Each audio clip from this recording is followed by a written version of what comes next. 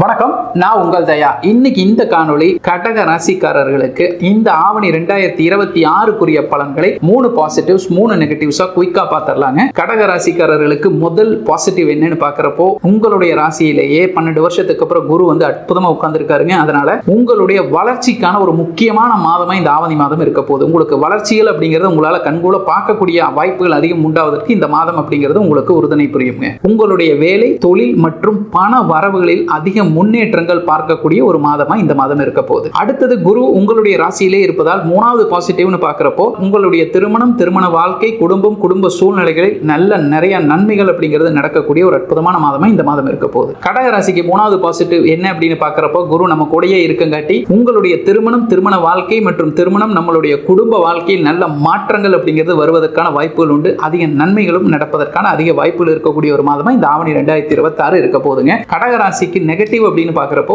உங்களுடைய உடல் எடையையும் உங்களுடைய உணவு பழக்க வழக்கங்களையும் அதிகம் கவனமா இருக்க வேண்டிய மாதம் இந்த ஆவணி 2026. கடகராசிக்காரர்களுக்கு 2வது நெகட்டிவ் இந்த ஆவணி மாதம் என்னன்னு பார்க்கிறப்போ, அதிக செலவுகள் அப்படிங்கிறது இருக்கக்கூடிய ஒரு மாதமா இருக்க போது. அதனால உங்க செலவுகளை கொஞ்சம் தவிர்க்க ட்ரை பண்ணலாம். கடகராசிக்காரர்களுக்கு இதுக்கு முன்னாடி சொன்ன ஒரு சில மாதங்கள்லயும் இதே நெகட்டிவ் தான் சொன்னேன். இந்த மாதமும் இப்படிதான் இருக்க போது. குரு நம்ம கூடயே இருப்பதால் உணர்ச்சி வசப்பட்டு முடிவுகள் அப்படிங்கறதை எடுப்பதை தவிர்க்கவும், இமோஷனல் டிசிஷன்ஸ் அப்படிங்கறத தவிர்த்துக்கிட்டீங்க அப்படின்னா நிறைய நன்மைகள் உங்க வாழ்க்கையில நடக்குங்க. உங்களுக்கு நான் சொன்ன இந்த பலன்கள் பொருத்தமா இருந்ததுன்னா கடகம் அப்படின்னு டைப் பண்ணி கமெண்ட் பாக்ஸ்ல போஸ்ட் பண்ண மறந்துடாதீங்க. உங்களுடைய கடகராசி நண்பர்களுக்கு இந்த காணொலியை ஷேர் பண்றதுக்கும் மறந்துடாதீங்க.